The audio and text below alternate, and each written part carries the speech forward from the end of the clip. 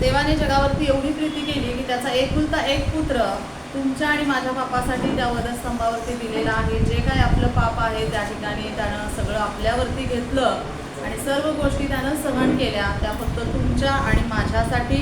योहानकृत शुभवर्तमान याचा 3रा अध्याय 16 वचन आपण नेहमी आपल्या स्मरणात या विधीमध्ये तरी जाताना आपण लक्षात ठेवणं गरजेचं आहे.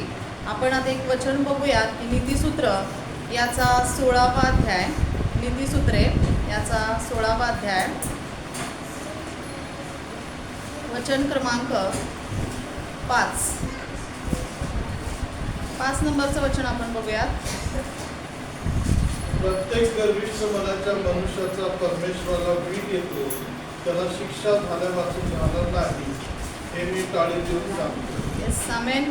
बघा, परमेश्वर वचनामध्ये काय सांगत आहे की प्रत्येक गर्विष्ठ मनुष्याचा परमेश्वराला वीट येतो.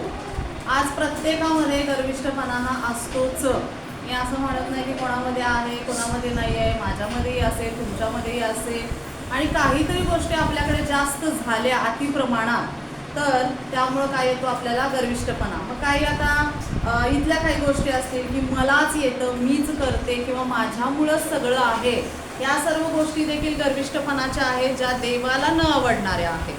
त्यामुळे तो काय सांगत आहे या ठिकाणी की परमेश्वराला वीट येतो अशा गोष्टींचा. वीट म्हणजे काय, तर त्याला अशा गोष्टी आवडत नाही आहेत ज्या की पापमय आहेत, ज्या प्रत्येकामध्ये आहेत. जरी आपल्यामध्ये आता अशा काही गोष्टी असतील, काही जास्त गोष्टी आपल्याकडे आहेत, समजा गाड्या आपल्याकडे जास्त असतील, मोबाईल आपल्याकडे चांगल्या प्रकारचा असेल, अन्यथा काही आपल्याकडे संपत्ती घरं दारं हे जे काय असेल तर हे सुद्धा जास्त आलं आपल्याकडे, तर काही प्रमाणात गर्विष्ठपणाचा काही गोष्टी आपल्यामध्ये येत असतात. बोलणं आपलं बदलतं, काही वेळेला चेंज होतं बोलणं. बघा, काही जी खालच्या थराची लोकं असतील तर त्यांना आपण व्यवस्थितरित्या बोलत नाही, काही वेळेला उचनीच आपण करतो किंवा वर्णभेद असेल किंवा ह्या सर्व गोष्टी आपल्यामध्ये होत असतात. श्रीमंत गरीब हा जो गर्विष्ठपणा आपल्यामध्ये येतो तो देवाला वीट आणणारा आहे आणि ते देवाच्या दृष्टीनं कसं आहे, पापमय आहे आणि त्याला शिक्षा झाल्यावाचून राहणार नाही, हे मी टाळी देऊन सांगतो असं परमेश्वर म्हणत आहे. टाळी देऊन म्हणजे काय, अगदी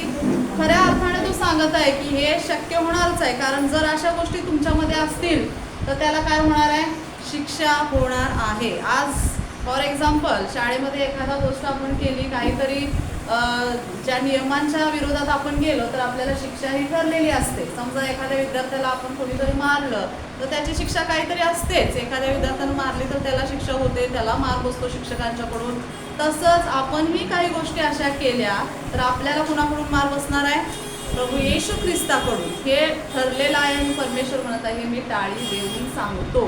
तर आज आपण या ठिकाणी कबूल करायचं आहे की माझ्यामधला जो काही गर्विष्ठपणा असेल, काही गोष्टी कारणास्तव झाला असेल, इथून पुढे कधी होईल तर ते माझ्यापासून काय कर, नाहीच कर, शुद्ध कर तुझ्या या रक्तानं, तुझ्या या शरीरानं जे मी खात पीत असेल. ओके. त्याचबरोबर आपण एक वचन दुसऱ्या क्रमांकाचं वचन आपण बघणार आहे. मनुष्याचे सर्व मार्ग त्याच्या दृष्टीने शुद्ध असतात पण परमेश्वर आत्मे तोलून पाहतो. आज आपण म्हणत आहे की मी जे काय करते ते योग्य आहे असं आपल्याला वाटतं असतं, होय की नाही. प्रत्येकाला असं वाटतं. माणसं कसं डोळं झाकून दूध पित असतं, त्याला काय वाटतं मला कोण बघत नाही आहे, पण आपल्या सगळेजण आपलं त्याच्याकडे लक्ष असतं. तसंच आपल्याला वाटतं की मी जे काय काम करते ते योग्यच आहे. कुणाला फसवत असेल, कुणाला काही चाड्या लबाड्या करत असेल तर ते काय आहे, योग्य आहे. पण परमेश्वराच्या दृष्टीने ते काय आहे, पापमय आहे, चुकीचं आहे, हेही परमेश्वर सांगत आहे. त्यामुळं पण परमेश्वर आपले आत्मे तोलून पाहतो. त्याच्यानंतर 8 नंबरचं वचन काय सांगते बघा. वचन नंबर 8.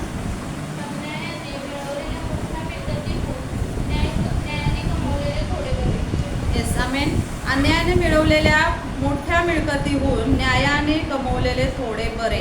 आज आपल्याला सगळीकडं फसवणारच जग आपल्याला दिसत आहे. फसवून काही वेळेला खोटं बोलून सया स्टॅम्पवरती घेतल्या जातात, काही हाताचे शिक्के घेतले जातात आणि त्याच्यानुसार काही जमिनी, काही प्रॉपर्टी असेल ती सुद्धा हडप केली जाते. काही निरक्षर लोक आहेत ज्यांना लिहिता येत नाही, वाचता येत नाही, तर असं काही करून कुणी काही लुबाडलं असेल तर परमेश्वर म्हणत आहे की हे सुद्धा पापमय आहे. जरी आपण आता केलं असेल किंवा इथून पुढच्या जीवनात आपण प्लॅन केला असेल की बाबा ह्याला फसवायचं आहे आणि आपण आता ह्याच्याकडून हे हडप करायचं आहे, ते घ्यायचं आहे, तर ते देवाच्या दृष्टीने कसं आहे, पापमय आहे. तर ह्या गोष्टी सुद्धा परमेश्वर म्हणते जेवढं काही तुम्ही न्यायानं स्वतःच्या कष्टानं जेवढं काही कमवलं असत ते बरं, असंही परमेश्वर या ठिकाणी आपल्याला निक्षून सांगत आहे. तर ह्या गोष्टी आपल्यामध्ये असतील तर नक्कीच देव सांगत आहे की या सर्व गोष्टी तुम्ही आत्तापासून सोडा. वचन नंबर आता इकडे जाऊया आपण 17 नीतिसूत्र 17 याचंच पहिलं वचन आपण वाचणार आहे. नीतिसूत्र एखाद्या घरात मेजवानीची चंगळ असून त्यात कलह असला तर त्यापेक्षा शांती असून कोरडा तुकडा मिळाला तरी तो बरा. बघा, परमेश्वर आपल्या प्रत्येकाच्या अंतःकरणामध्ये आहे. तो आपल्याबरोबर कुठे आपण जाईल तिथं सगळ्यांच्या अंतःकरणात परमेश्वर आहे असं वाटतंय ना? वाटतंय की नाही? प्रत्येकाच्या अंतःकरणात परमेश्वर आहे. माझ्या अंतःकरणात परमेश्वर आहे असं प्रत्येकाला वाटतं. जिथं तुम्ही जाल तिथं तुमचा परमेश्वर सोबत आहे. मग इथं वचन काय सांगते, एखाद्या घरात मेजवानीची चंगळ असून त्यात कलह असला तर त्यापेक्षा शांती असून कोरडा तुटवडा मिळाला तरी तो बरा, असं परमेश्वर सांगत आहे. सगळं आहे घरामध्ये, चंगळ आहे, हर एक नमुन्याच्या वस्तू आहे, सगळं आहे, सगळ्या गोष्टी आहे आणि तो तुमच्या हृदयात आहे. जर घरात जाऊन तुम्ही जर त्या गोष्टी करत असाल, वाद विवाद, तंटा, भांडणं, आणि ह्या घरामध्ये तो राहणार पण नाही, तुमच्या अंतःकरणामध्ये पण तो राहणार नाही आहे. तर या सुद्धा गोष्टी परमेश्वर सांगत आहे की पापमय आहेत. जर असं सगळं असूनही जर शांती नसेल तिथं, तर तो काय म्हणत आहे की तुकडा जरी मिळाला तरी तो कसला आहे, कोरडा तुकडा जरी मिळाला तरी तो मला बरा आहे. त्यामुळे आपल्यामधल्या ह्या सगळ्या काही वाईट गोष्टी असतील तर त्याही आपण आत्तापासून काढून टाकायच्या आहेत, असं परमेश्वरानं या 2-3 वचनातनं सांगण्यासाठी मला या ठिकाणी उभा केलं. यासाठी देवाच्या नावाला मी धन्यवाद देते. आणि आपण आपले नेत्र बंद करूया. काही जरी आपल्यामध्ये पाप झाले असतील, कोणाला फसवलं असेल, कोणाला फसवायचा आपण प्लॅन केला असेल, तर या सर्व गोष्टी आजपासून आमच्यापासून काढून टाक. आणि कलह करण्याचं, द्वेष करण्याचं ह्या पण काही गोष्टी असतील तर त्याही काढून टाक परमेश्वरा, असं आपण देवाला नम्र होऊन सांगूयात. पण आपले नेत्र बंद करूयात. धन्यवाद देते स्वर्गातल्या प्रेमळ बाप्पा, तू आधी, तू अंत, सर्वश्रेष्ठ, सर्वसमर्थ माझा यहोवा राजा, होय प्रभू परमेश्वर पित्या, दयेनं कृपेनं तू आमचे आत्मे तोलून पाहणारा परमेश्वर आहेस. जरी आमच्याकडून काही अशा फसवणुकीच्या गोष्टी झाल्या असतील, कलह करण्याच्या किंवा द्वेष करण्याचा किंवा काहीही गोष्टी आमच्यामध्ये ज्या तुला वीट आणणाऱ्या आहेत, तर त्या आजपासून आत्तापासून आमच्यापासून त्या काढून टाक. आणि तुझं हे शरीर आणि तुझं हे रक्त खातपीत असताना आम्हाला शुद्ध आणि पवित्र कर, जसा तू पवित्र आहेस. येशूच्या नावात तू करतोस म्हणून आभार आणि धन्यवाद देते. सर्व आदर, सर्व महिमा आणि सर्व गौरव प्रार्थना तुझा पुत्र येशू उद्धारक तारणाऱ्याच्या नावाने मागत आहे. आमेन, आमेन.